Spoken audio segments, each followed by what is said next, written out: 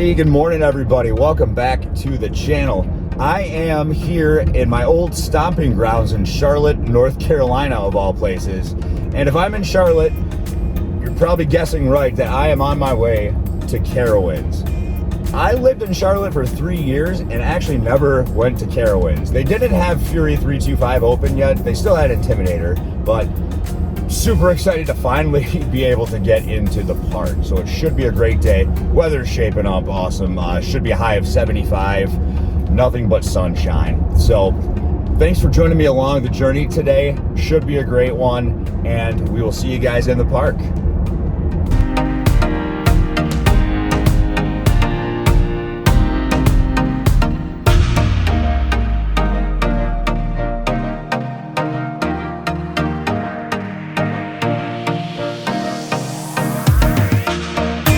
Oh yeah, they're testing Fury. Let's get on that guy right away. For sure. Yep.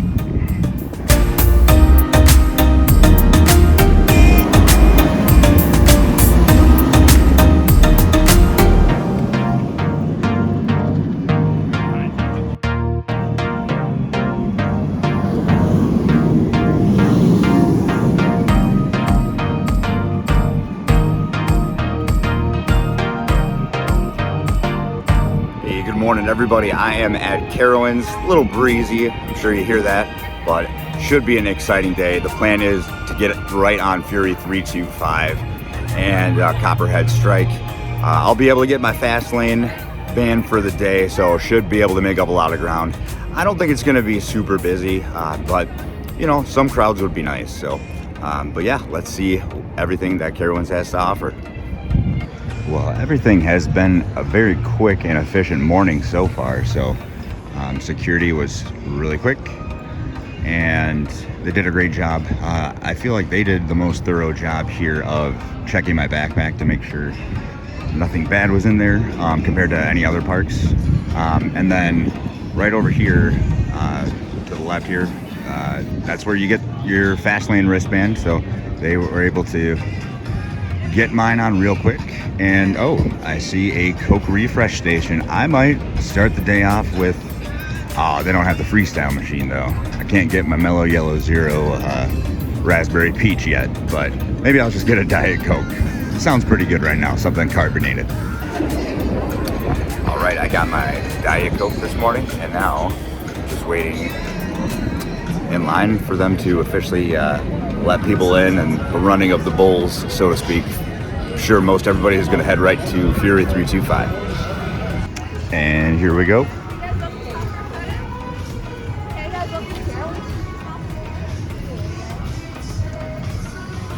And this is cool how they made the entrance. You're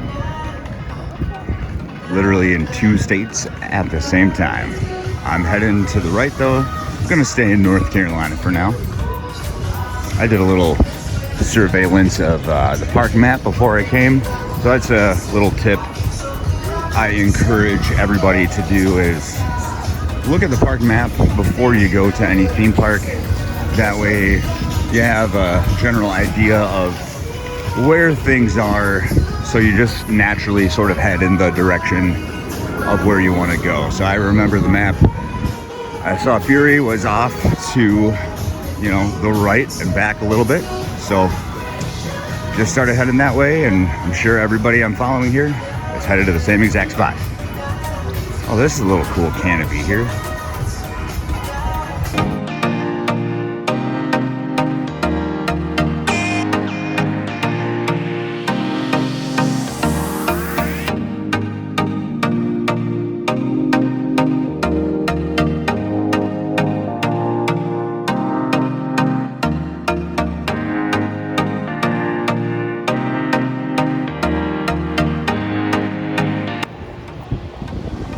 Well, holy snap, we're already here. I'm gonna have to get a locker already. I'm gonna get like multiple day multi-use locker for the day. So I don't know how much that is here. I know at Cedar Point it's 10. Kings Island was 5. So I'm imagining it should be 5 here, but could be wrong.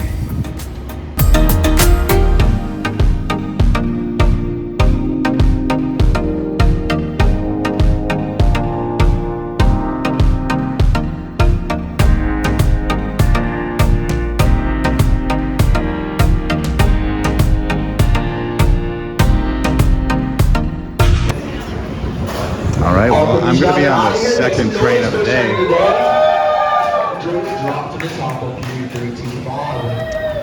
Second train of the day. I'm going to be in row 2. Train number 2 of the day. As you see it, nobody. Your hats should be secured out of their shirt or pocket. Glasses or straps when you come off, and cell phones. Here we go. Secured. Okay, I apparently can't avoid these breezy days, but my thoughts on Fury 325. So I got in 3 rides, all walk-ons. Second row, front row, and back row. Definitely a back row ride for me, at least for those rides.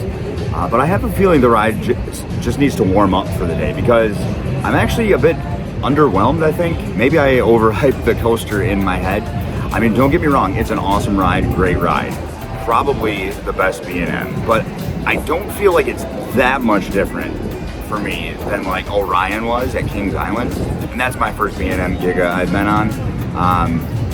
And the Hypers too. They all kind of feel the same, and I know that's what they're going for. You know, I like a lot of the elements. I like the length of the ride. So yeah, it's a great fun ride. Just like no elements really blew me away. I mean, that treble clef is great. You really feel the speed in the front row too, but I'm sure once, you know, later this afternoon, this thing's really going to be hauling.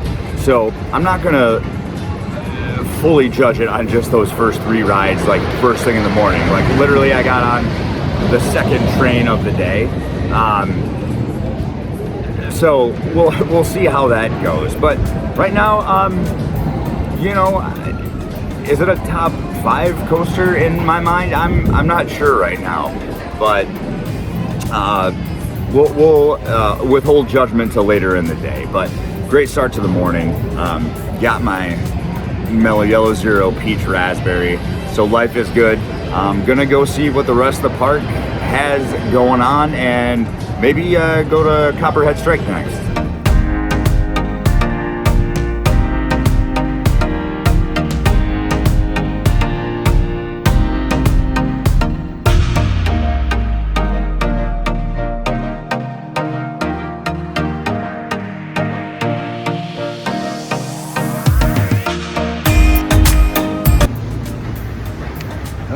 Like, at least for right now, Carolina Cyclone is not running today, but I don't know. I know that's one of the older ones here, the old Aero Loopers.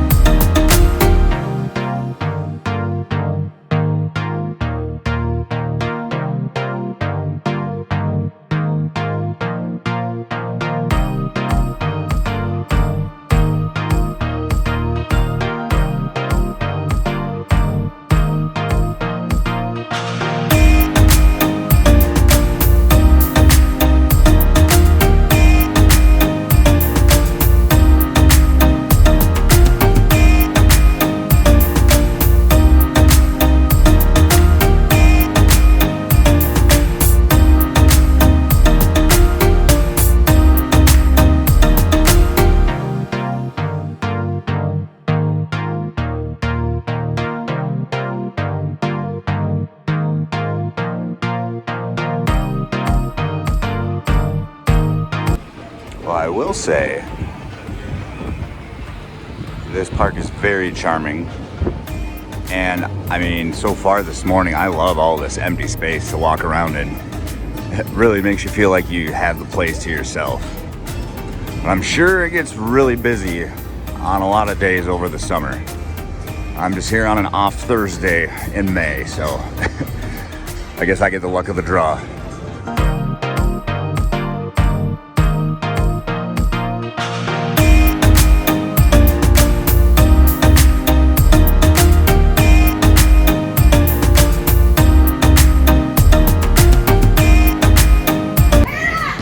Took a break from the camera a little bit and went over to Copperhead Strike.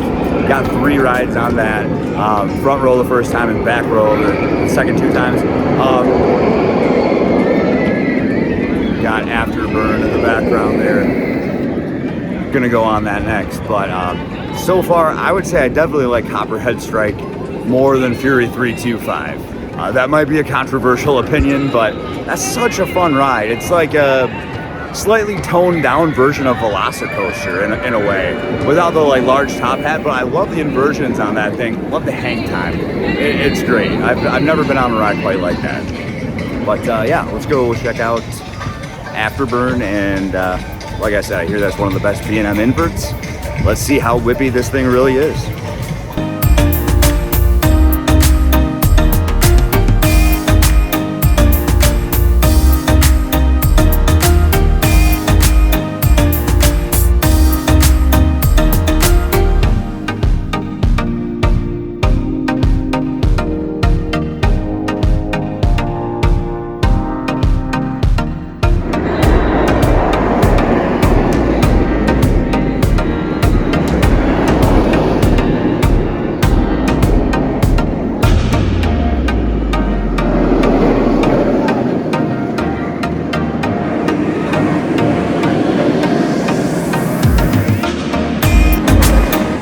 So let's talk about Afterburn. That was one hell of a ride.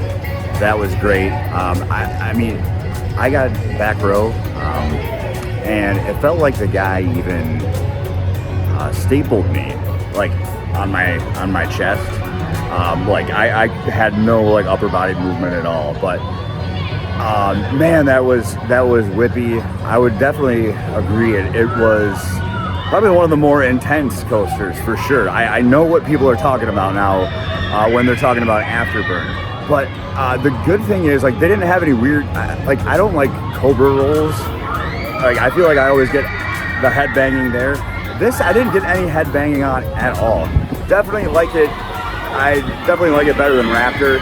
I'm not sure how it goes with Banshee. Like, it's a better, more intense ride than Banshee, but I love the restraints and how comfortable they are and the length of the ride on Banshee.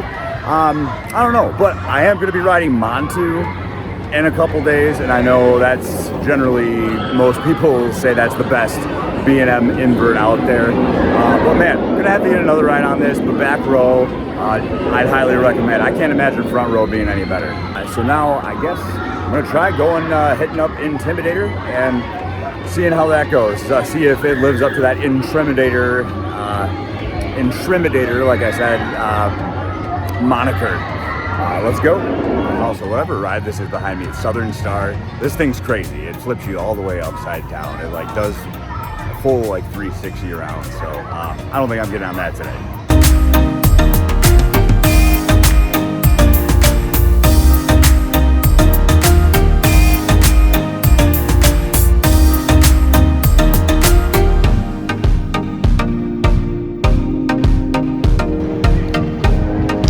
As these guys are loading up for the Sky Coaster here, but the yellow coaster in the background, Nighthawk, doesn't look like it's running today, and kind of a bummer. I was hoping to get on it. I don't think it's been running all season actually, but I've never been on a flying coaster. This is one of the last standing, I think, Vekoma Flying Dutchman models. But the good news is I'll be at SeaWorld this week, so I'll get to ride Manta, the B&M flyer. So I think that one's going to be a little more comfortable than these Vekoma models.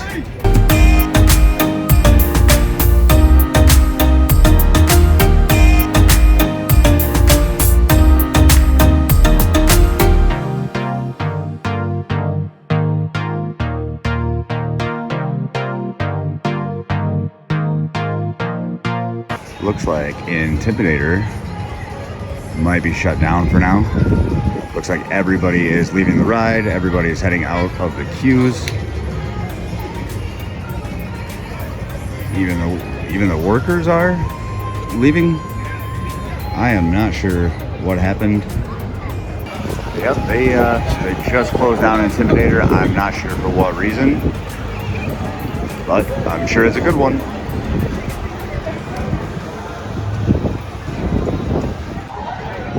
I see the sign up front now. I didn't see it earlier this morning, but it is Youth Leadership Day. There are a lot of school groups here today for sure. A lot of people with their, school shirts on, all the same colors. Also, there's this long line over by Starbucks, which is of course popular, but I think it's because they are cashless now. So I think a lot of kids came with cash today and are using the kiosk to exchange it for their like park debit card that they're giving out. So but yeah, I think that's a good strategy though, to go cashless, because less hassle. Nobody has to touch and handle all money. You never know where any of that stuff's been. So well, yeah, we'll just continue taking a nice stroll around the park. Was hoping to get on Intimidator, but I might go back to Copperhead Strike again. I still have locker time back there, so I think that's the one downside, is that they don't have the interchangeable lockers. So I'm over here by Vortex, but I don't know if I'm in the mood to go on a stand-up coaster right now. But what do you guys think? Should I do it for the credit? Let me know in the comments. I'm not sure.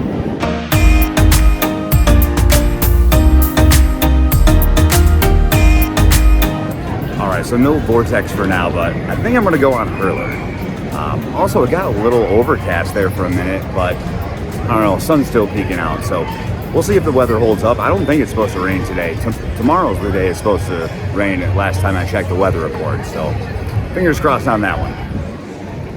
Alright, I was able to get on Hurler. Interesting ride. Definitely had more airtime than I was anticipating, but still it has that, rough, woody charm there. So I think I liked it more than I expected, but still they really get you cramped in there. I was kind of hitting the shoulders of the guy next to me, so apologize to him for that. But yeah, it was still a fun ride. I wouldn't say it's good for the coaster credit, but I don't know if it's one I'd go out of my way to ride again. And it actually was my longest wait today. Use the fast lane, which I wanted to comment on. Nobody on that ride even checked for the fast lane wristband, and the line just kind of merges right with the other main line, and there's nobody there to like shut off either line, so you don't really know when you're supposed to go in, like, because everybody is flowing in from the main line. So you just kind of pick your spot to like step. You got to choose somebody to step in front of. So it's kind of weird. It's a little unorganized there, but I guess I can have worse complaints. But overall, better than expected. All right. Well, next up, as I'm walking along, is Carolina Gold Rusher. It's just your typical aero mine train, I believe. So might as well get the credit here. Probably going to be rough, but hopefully not as bad as Cedar Creek Mine Ride.